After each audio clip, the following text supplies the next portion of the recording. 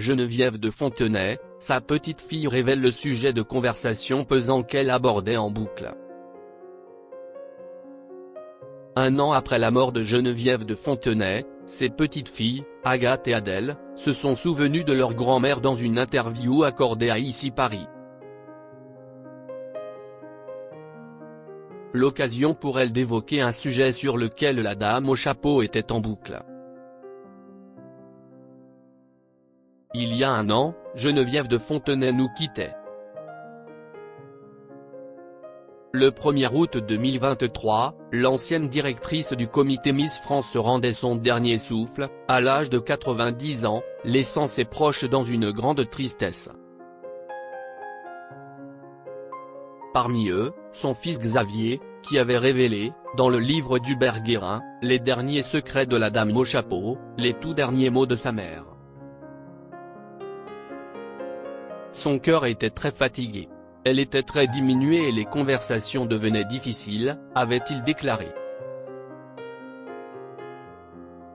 Puis d'ajouter, « Nous n'avons pas eu le temps, ni pu parler. Appelez-moi un taxi » sont les derniers mots que j'ai entendus de ma mère.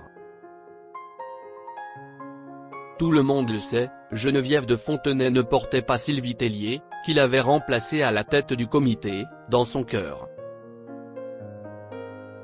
Pourtant, l'ex-Miss France avait quand même tenu à participer à l'hommage rendu à la dame au chapeau, lors de l'élection d'Ève Gilles, en décembre 2023.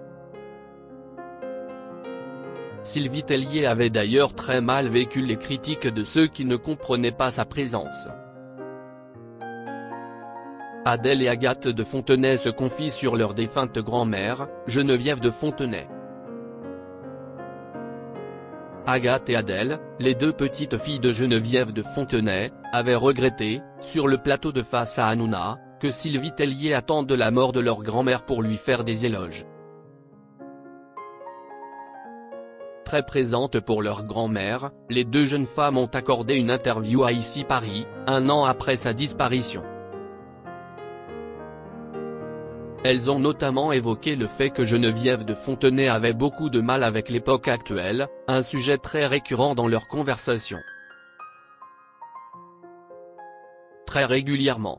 C'était parfois pesant, a avoué Adèle de Fontenay.